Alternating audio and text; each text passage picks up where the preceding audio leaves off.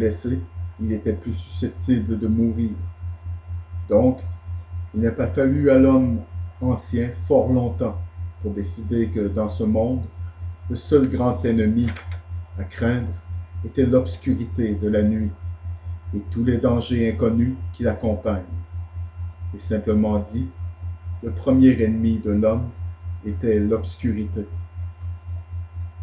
Maintenant, à la compréhension de ce simple fait seul, on peut facilement voir pourquoi le plus grand et le plus fiable ami que le genre humain n'aurait jamais pu avoir à cette époque était de loin le plus grand cadeau du ciel pour le monde, ce glorieux astre montant de la journée que nous appelons le soleil. Et ce fut le début de la bataille entre la lumière et les ténèbres. Et c'était la première compréhension de l'homme de la naissance, la mort et la renaissance d'une divinité. Car le soleil se levait, était né le matin, voyageait à travers les cieux, où il atteignait son point le plus puissant, le zénith, et cela explique pourquoi tant de choses se produisent à midi ou vers midi, puis, signifiant le vieil âge et la fin de sa vie, s'enfonçait dans l'ouest et puis mourait. Et l'homme était soumis à la rigueur, au danger, au froid de la nuit, jusqu'à ce que le Dieu renaisse à nouveau le lendemain matin. Maintenant, les amis, je n'invente rien de tout cela, et il m'a fallu beaucoup d'années d'études pour comprendre cela. L'homme remarqua que la lune également se levait, vivait une vie différente de celle du soleil, puis se couchait et mourait, et renaissait à nouveau. Le soleil, en raison de son éclat, devint le maître, ou la plus grande divinité, et la lune prit l'aspect féminin, parce que la lune reflétait la lumière de son maître. Et tout cela va commencer à avoir du sens pour vous, éventuellement. Alors que nous avançons, parce que dorénavant, chaque programme que je fais va être consacré à cela, à l'explication de la religion ésotérique, l'ancienne religion des mystères. Et il est important que nous comprenions tous, parce que ce sont les personnes en charge. Et ne me demandez pas de vous dire la vérité de la religion, car je crois vraiment à la Constitution et que nous avons tous le droit d'adorer notre propre Dieu de notre propre manière, et nul n'a le droit de dire à qui que ce soit, à moins que demander ce qu'ils doivent croire.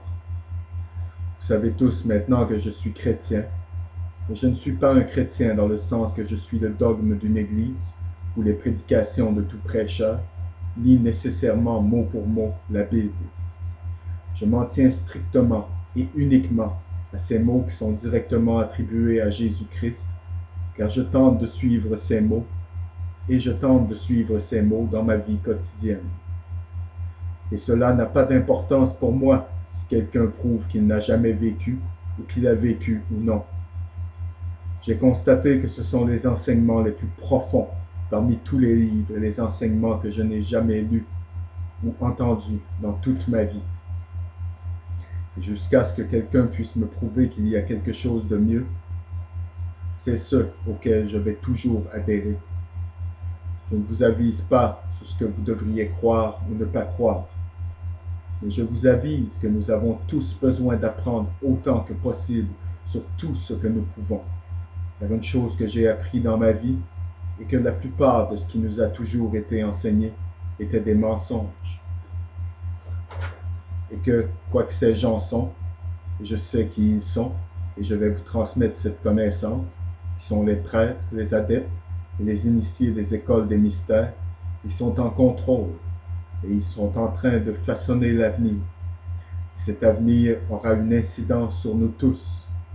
Donc, nous ferions mieux d'en apprendre le plus sur eux, autant que nous le pouvons. Vous ne pouvez pas identifier un ennemi, sauf si vous connaissez l'ennemi. Et vous ne pouvez pas mener une bataille si vous ne savez rien sur les tactiques de combat de votre adversaire. Et quand vous comprenez que Lucifer est le fils de l'étoile du matin, ou l'étoile du matin lui-même, alors les créations des membres de l'école des mystères commencent à faire beaucoup plus de sens. Bonne nuit, et Dieu vous bénisse tous.